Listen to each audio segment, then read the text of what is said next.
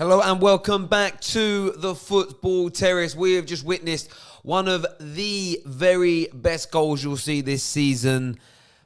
Mo Salah, who, do you know what? He's had a quiet year, considering Liverpool are 20 wins, 5 draws, 1 defeat in all competitions. Mo Salah has sometimes been on the periphery, but tonight he scores an absolutely majestic goal. He truly does. The angle. I think if you look at Mo Salah's goal in that situation, I reckon he had no more than about 2, maybe 3 inches to aim at. From the distance he was, with the angle of the goal, it was a couple of inches he had to aim at. And he had to hit the ball. He didn't even have to hit it straight perfect. He had to put swerve on the ball and everything. Absolutely brilliant goal from Mo Salah. A goal that he had no right to score. Look, and I know what a lot of rivals of Liverpool are going to do. Oh, the goalkeeper. And yes, for both Naby Keita's goal and Mo Salah's, the keeper tonight was awful. He truly was awful for both. Shouldn't have rushed out. He committed. He left his goal unattended. Unlike Naby Keita, who pretty much had an open goal to head into. Fair play to him. It's a goalie's mistake. Mo Salah had the most acute and the smallest target imaginable to shoot at, and he did it. It may not get the respect that the goal deserves, but for me, it was an impossible goal. I guarantee you put the best strikers in the world in that position from that angle, running at pace in a very crucial game. I reckon out of every 100 attempts from that angle, 1 or 2 creeps in. And you're talking Messi, Ronaldo, Lewandowski level of players to score from there. It was truly tremendous. Liverpool pick up the 3 points in the group. They top the group. They go through. And of course, it was a nerve-wracking night as well, because there were moments in the game where RB Salzburg were attacking in numbers. They had good opportunities, good saves from Ellison, good last-ditch tackles. And they did miss some really good chances, the Austrian outfit, as did Liverpool. Mo Salah being probably the biggest culprit of that. Mane as well. They weren't finishing their dinner. And you felt, just before the goals, you felt that nerves were just starting to creep into this Liverpool side. But that's the difference between the two sides, in my opinion. Salzburg have got some very talented players who, in this system, with this coach, with Jesse March, are playing very, very well. Where Liverpool just have the outstanding players. They have Mo Salah, that for me over the past 3 years has been the best player in the Premier League, one of the best in Europe. Mane is probably at the peak of his powers and the best player in the league right now. They've got the best centre-back in the world in Van Dijk. And then they've got a very good central midfield. They just had too much in the end for RB Salzburg, but they are going to be a major threat in the Europa League, there is no doubt, if they can keep hold of Haaland. And I know a lot of people are going to attack Haaland tonight. Oh, he didn't do this, he didn't do that, he didn't do the other. People have to remember his age. And I thought he did pretty well tonight, considering that he's playing against the best team in the Premier League, the best team in Europe. And if you're the best in Europe and the best in the Premier League, you're the best club team in the world. And he had opportunities. On another day, maybe he'll do a bit better. But to be able to mix it with a team as brilliant and as great as Liverpool at this age, I think it bodes well for his future. RB Salzburg are going to have a massive job on their hands keeping him over the course of January. I think some big clubs, Juve, Bayern, Man United, are all going to be coming in and looking at him. They truly, truly are. T. Sid here in the comments says, great second half performance. Yeah, I think so. I think it was from Liverpool, especially as the nerves started to creep in. Look, Liverpool got a nice helping hand tonight. The goalkeeping. Is it Stankovic? Is that the name of the goalkeeper? It made absolutely no sense what he did on both occasions. He had a brain fart for a couple of moments, and it was done. It was over. But Liverpool still had to finish their chances. Naby Keita, if he misses that open goal, it's open season on him. He didn't. Mo Salah, as I say, scored an impossible goal tonight and qualifies through to the next round. Brilliant from him. Can't take nothing away from them. A few people suggesting that Haaland was a bit too big for his boots tonight. I didn't see that. I saw a player working hard, trying. He did very, very well in a one-on-one situation with Lovren and got a good shot off. He also then just wide of the near post against Alisson. And what you've got to remember is he's up against one of the best teams in the world, maybe the best club team, and the guy who's been voted the best goalkeeper in the world. So at such a young age, it's difficult for him. But he did very, very well. I don't think there's any room to be attacking a young player in that way. It's interesting as well, really. The people that attack Haaland seem to be rivals of the clubs that he's linked to. Thus, I don't take your criticism seriously at all. I'm going to stick some of your live comments up on the screen to see what you're all thinking, feeling, saying, etc. What's being said here? Is this going to be your last stream ever? I don't know. As I said in the video earlier, they've told us that we've breached rules. They won't tell us. They've told us what the outlining rule is, but they won't tell me exactly what we've done wrong. They've also said they've said it's connected to some of our sponsors. They said they're going to review my other content. If they find any more videos where we've breached, the channel's going to be shut down. No more live streaming, no more uploading, everything. I know that I upload them all the same. The descriptions are all the same. So the likelihood is they're going to find it and they will shut the channel down, which is a massive shame. A lot of people here saying Baby Keita scored again. He did score again tonight. He did very, very well. And who said he would come good? Me. Who said in multiple videos last year when there was talk about him leaving, that'd be a crazy move. He's a very talented player.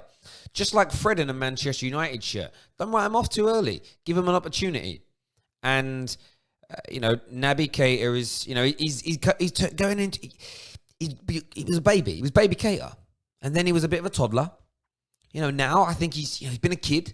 And now he's moving into those teenage years. He's got a few spots, growing a few hairs. And if he keeps on at this level, his balls are going to drop. And then once that happens, he's going into the manhood stage of his Liverpool career. Always had the talent, but has to deliver. Simply has to deliver when you look at the valuation of him. We're going to take one call on tonight's stream. So not doing a long one tonight because I've got to go to Manchester tomorrow for some business. We've got the kid on the line. The kid, you're on the Football Terrace. Liverpool have just beaten RB Salzburg. Tell us what's on your mind. Hi, Terry. It's Igal, the Arsenal fan. Liverpool are a really good team, and there's no one. Everyone knows that. We can drum that beat 100 times. One thing we've seen today is when it starts to get nervy and like that squeaky bum time that Ferguson used to speak about. They have that. Where we used to question, do they have the bottle to win a tight game when they need to win it? Yep. They have that now, and it's starting to get really scary as an Arsenal fan because let's be honest. That invincible run is what we have to stand on. They could take that. They could take it, and if they could take it, and if they do it and generate more points, more wins than Arsenal, and maybe even win a second trophy alongside it, that will be a better individual season. If they go invincible this year, they're definitely a better team than the Arsenal Invincibles by the fact that it's this same team that also won the Champions League the year before. So in terms of when people talk about greatest teams ever, Man United's 99 team in the Premier League era is that. They did the treble. Nobody else has done that. But what they also did is they went on to win the Premier League 3 years running amidst other trophies in that time period as well. This Liverpool team, if they win the league this year and they do it Invincibles, for me, they become the second. They become the... Oh, it's hard, really. They go joint second with maybe third. It's a debate to have with Man United's 2008 winning team. If they then go on to win a couple of back-to-back titles, the Invincible thing, it might just push them past that. But it puts them, without a doubt, they're not going number one, but they'll definitely move into that kind of second place. And Arsenal are going to get pushed further and further down. So I think Arsenal fans more than anyone are just desperate. Absolutely desperate. Someone here said Liverpool could do the treble. Do you know what? If Liverpool If Liverpool do the treble, and within that, that means back-to-back Champions Leagues. I would have to concede and say that it's the greatest ever Premier League side because it's yes how you play football, points you accumulate, but it's the trophies that go with it. So they could even be worse. There'll be no debate if Liverpool were to win the treble and do an Invincibles in the Premier League. That no one can argue they're not the greatest ever. I don't see it happening. I pray it don't. But yeah, and that's what I'm talking about. And this is the thing with me, with my logic, everything's logic, or I have a process of thought. This is what, for me, makes, for instance, what makes a great manager is at some point in your career, you have to win back-to-back league titles and the European Cup.